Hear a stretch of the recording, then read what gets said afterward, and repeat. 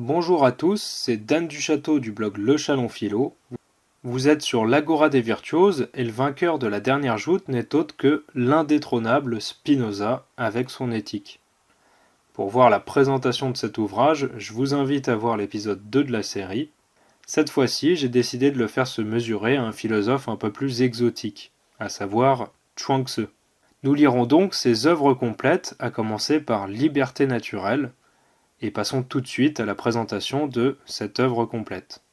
Alors plonger dans les œuvres complètes de Chuang Tzu, c'est s'immerger dans un univers où le monde tangible et les profondeurs de l'esprit se rencontrent pour nous offrir une vision radicalement différente de l'existence. Différente de quoi, me direz-vous ? Eh bien tout simplement différente de ce qu'on a l'habitude d'entendre en Occident. Chuang Tzu, c'est un sage taoïste du IVe siècle avant notre ère, et je trouve qu'il a su, à travers ses écrits, capturer l'essence de la philosophie du Tao avec une profondeur et une subtilité qui est encore inégalée aujourd'hui.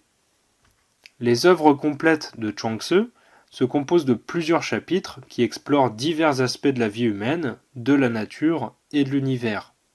Et tout l'ensemble est teinté par la poésie et les métaphores.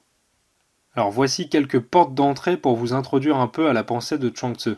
Imaginez-vous endormi, rêvant d'être un papillon, battant des ailes avec insouciance. Puis vous vous réveillez et vous vous demandez « Suis-je un homme ayant rêvé d'être un papillon ou un papillon rêvant d'être un homme ?»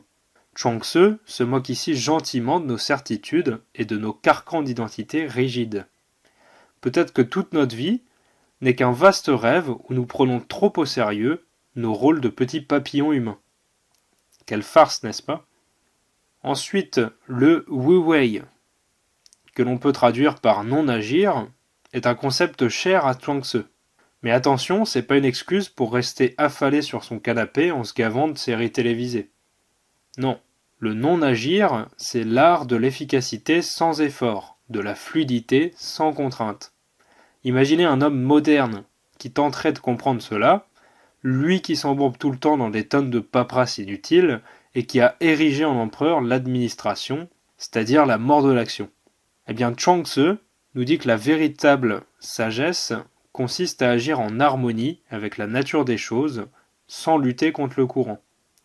Bref, comme le disait Bruce Lee, soyez de l'eau. Toujours avec humour, Chuang Tzu épingle les pseudo-sages et les bureaucrates de son temps.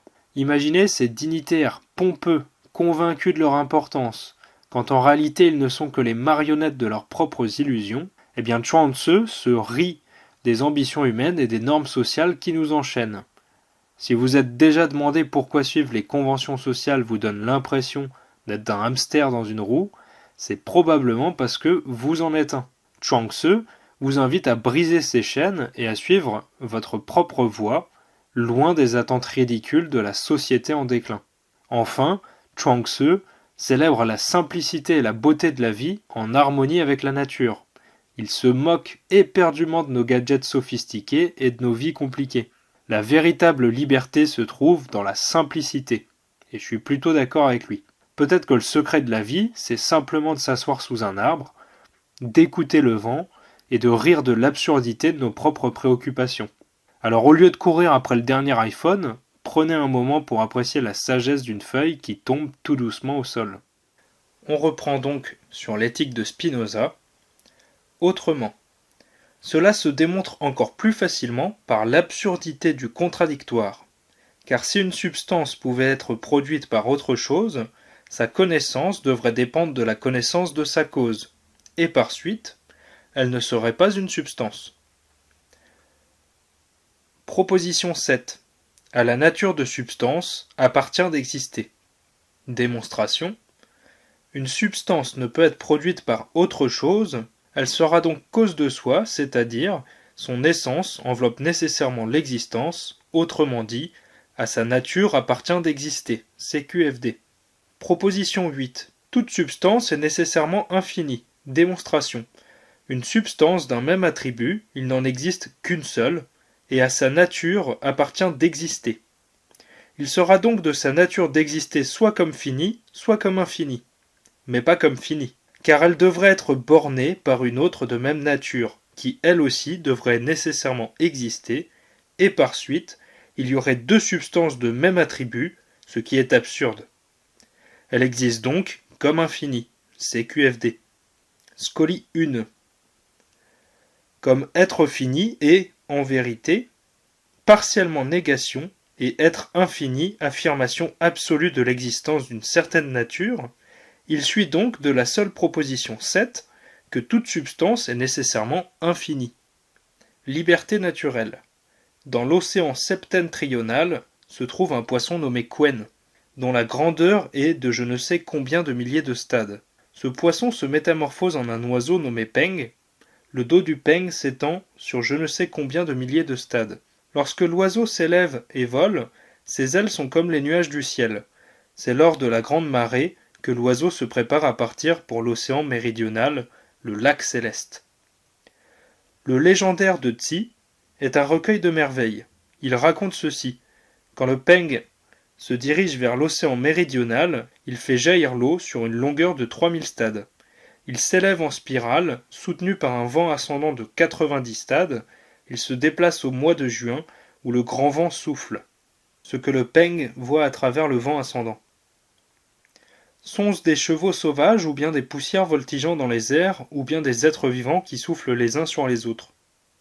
Le bleu est-il la couleur naturelle du ciel ou est-il le simple reflet d'une distance infinie? Car de là-haut, le Peng aperçoit vers le bas la même couleur que nous apercevons ici de bas en haut. Quand la masse de l'eau n'est pas profonde, elle n'a pas la force de soutenir un grand bateau. Renversez une tasse d'eau dans la crevasse d'un terre-plein et prenez en guise de bateau un brin d'herbe. Celui-ci flottera. Mais essayez d'y faire flotter la tasse, elle coulera au fond, car l'eau est peu profonde et le vaisseau trop grand.